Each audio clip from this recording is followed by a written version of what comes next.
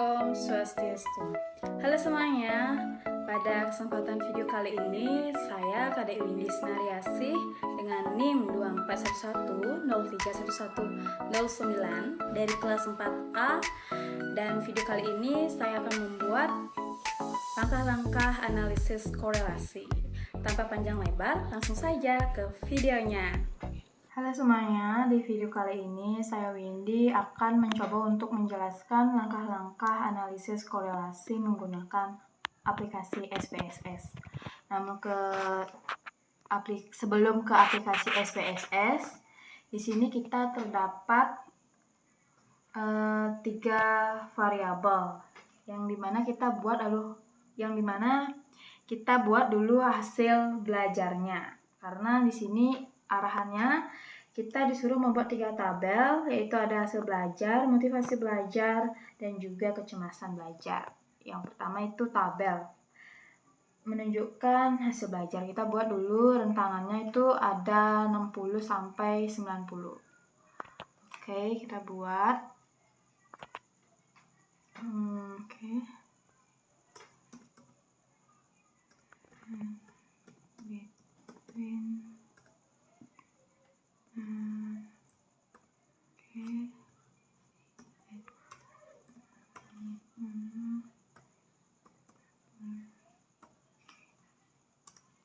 Karena di sini sudah muncul angka 75, kita membutuhkan banyak data 50, jadi kita tinggal tarik aja nih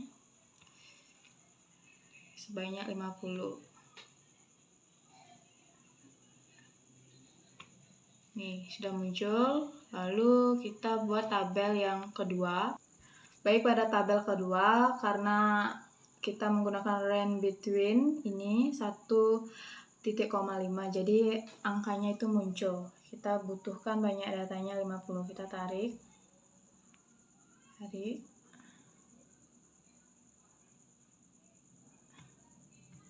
Nah, ini sudah muncul. Lalu pada tabel ketiga itu ada kecemasan belajar dengan skala juga sama 1 sampai 5.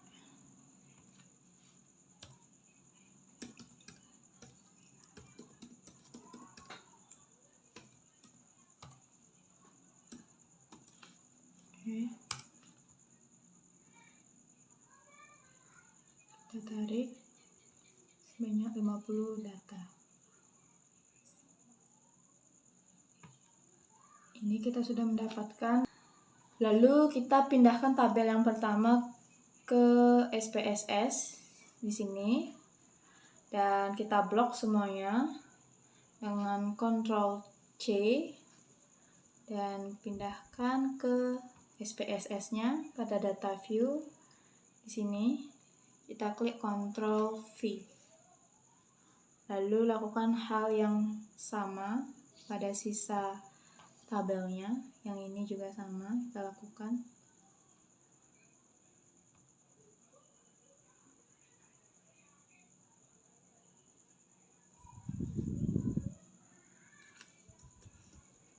Pindahkan ke SPSS-nya, karena kita di sini membuat 3 tabel. Ctrl V. Lalu pada kolom yang ketiga kita juga lakukan hal yang sama. Kita Ctrl C, salin ini semua.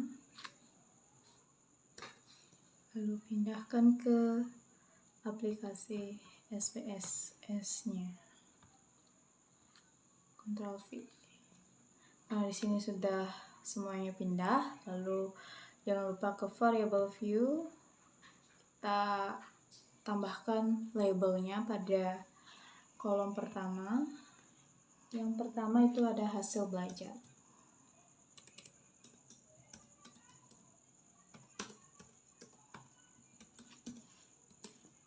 Lalu yang kedua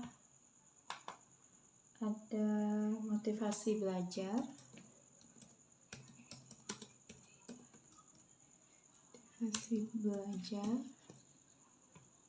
Yang ketiga kecemasan belajar.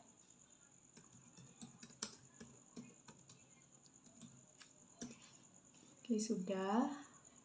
Lalu Lalu kita atur measure-nya, kita gunakan skala.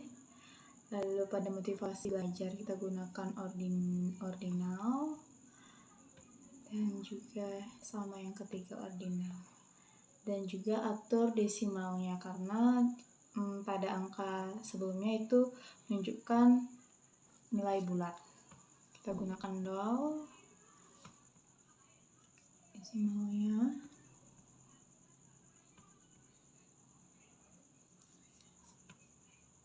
Oke, sudah. Lalu setelah itu kita atur value-nya yang bagian motivasi belajar. Sini. Angka 1 dengan keterangan sangat rendah.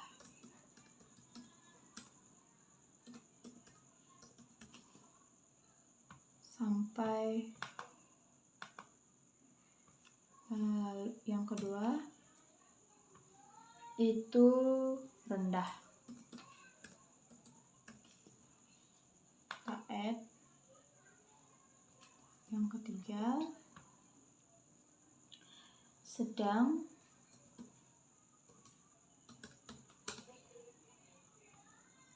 Keempat itu ada tinggi.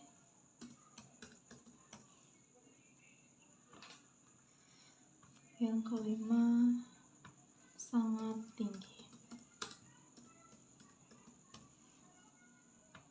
Oke, karena semua sudah 1 sampai 5, kita oke. Pada kolom ketiga kecemasan belajar kita juga isi value-nya. Yang ke-1 itu sangat cemas.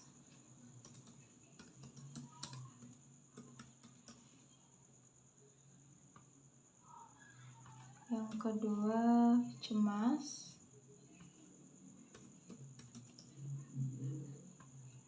Ketiga biasa saja.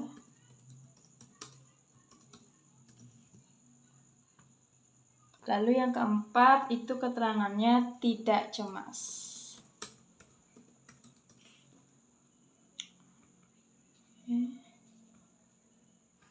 Kita add.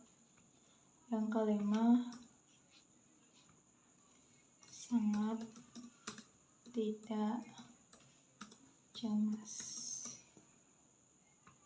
Oke, karena sudah 1 sampai 5 kita klik OK.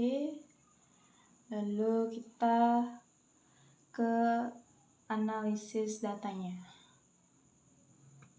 Sini. Yang pertama kita klik analis, deskriptif statistik, ke frekuensi. Kita pindahkan ketiganya ke variabel. Ctrl A. Pindahkan dan kita atur. Yang kita butuhkan di sini ada min, median, sum, standar deviasi, ada minimum, maksimum, ada range. Kita continue dan atur juga charts-nya, kita gunakan bar charts. Kita continue. Oke. Kita tunggu hasilnya. Baik, karena di sini hasilnya sudah muncul. Yang pertama ada tabel statistik, lalu yang selanjutnya ada tabel hasil belajar. Di sini juga menunjukkan yang paling tinggi itu ada nilainya 68 dengan frekuensinya 4. Selanjutnya ada tabel motivasi belajar. Yang paling tinggi di sini adalah rendah dengan frekuensi 14.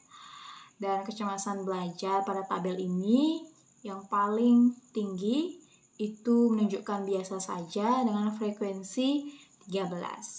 Selanjutnya ada diagram atau bar chart.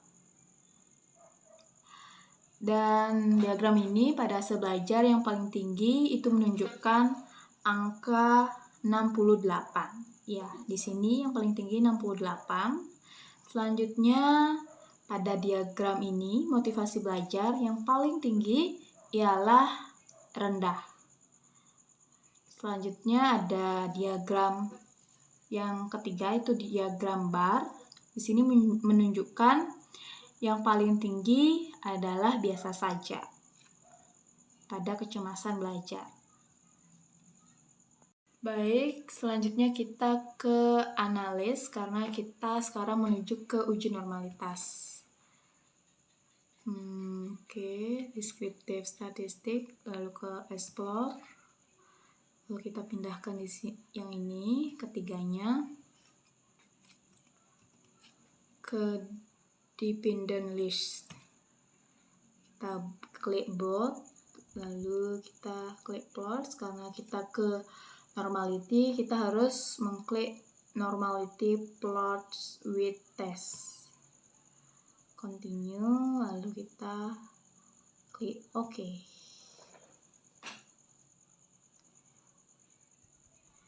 Dan di sini sudah muncul hasil datanya.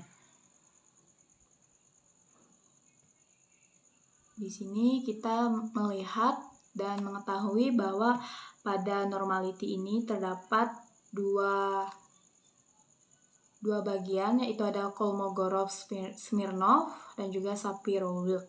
Jadi pada hasil belajarnya dengan DF atau banyak datanya ada 50, sig-nya itu atau hasilnya ada 200. Dan pada Shapiro-Wilk dengan hasil belajarnya di sini menunjukkan DF-nya juga banyak, terdapat 50 dan sig-nya itu 525. Yang dimana ini termasuk dalam kategori Kolmogorov-Smirnov. Artinya di atas 0,50. Selanjutnya karena hasil pada motivasi belajar itu menunjukkan di bawah 0,50 atau kurang dari 0,01, itu menunjukkan Shapiro-Wilk yang dimana kita sebut tidak normal. Dan pada bagian ini juga sama dengan DF atau banyak datanya 50, sig-nya juga kurang dari 0,01 atau di bawah 0,50 atau bisa kita sebut dengan tidak normal. Dan pada kecemasan belajar di bagian Kolmogorov-Smirnov dengan banyak datanya ada 50, sig atau hasilnya itu 0,001. Dan pada bagian Shapiro-Wilk dengan DF-nya itu 50 dan sig-nya itu menunjukkan kurang dari 0,001. Di sini kita bisa tahu bahwa hasil data ini menunjukkan tidak normal karena itu di bawah 0,50 atau bisa kita sebut dengan Shapiro-Wilk. Di sini juga terlihat expected normal, yang dimana titik-titiknya ini ada yang sedikit berjarak dan juga mendekat seperti ini. Lalu kita menuju ke korelasi. Kita klik analis, lalu kita klik correlate, bivariate, karena pada data atau hasil uji normalitas ada dua yang menunjukkan normal dan tidak normal. Kita klik juga Pearson dan juga Spearman. Dan jangan lupa ketiganya ini kita pindahkan ke variables.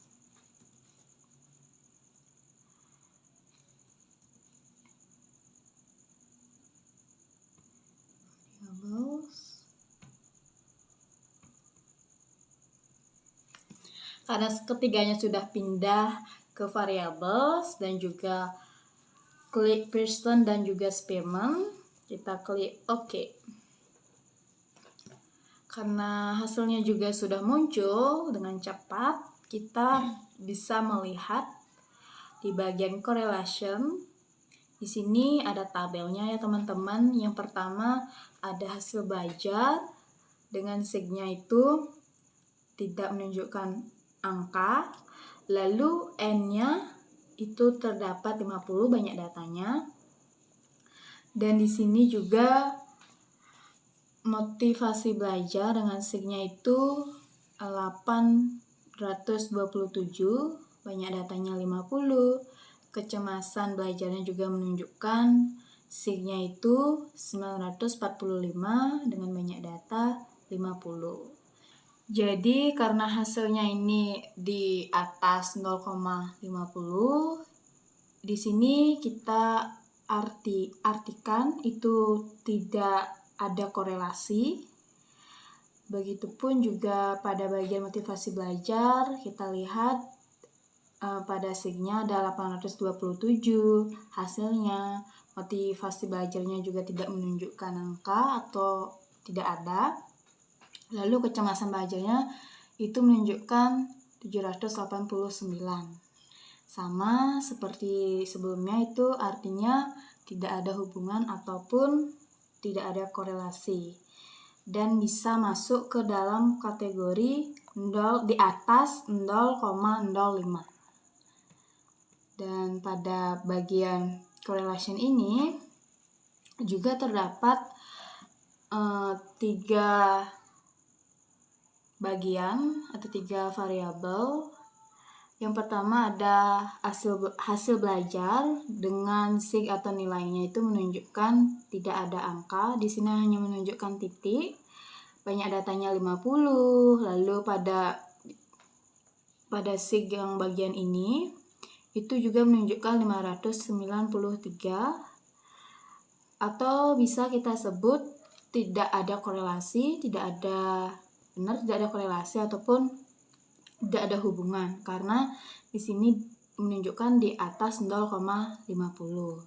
Lalu pada bagian ini juga menunjukkan angkanya 798 dengan banyak datanya 50. Jadi pada 798 ini itu termasuk tidak ada korelasi ataupun tidak ada hubungan, yang dimana dalam artian ini adalah di atas 0,05. Begitupun pada motivasi belajar dan juga kecemasan belajar, sama hasilnya menunjukkan pada hasil belajar. Di sini juga teman-teman bisa melihat pada tabel ini. Baik, teman-teman, dari saya sendiri dapat disimpulkan dari 3 materi ini ada deskriptif statistik, ada juga uji normalitas.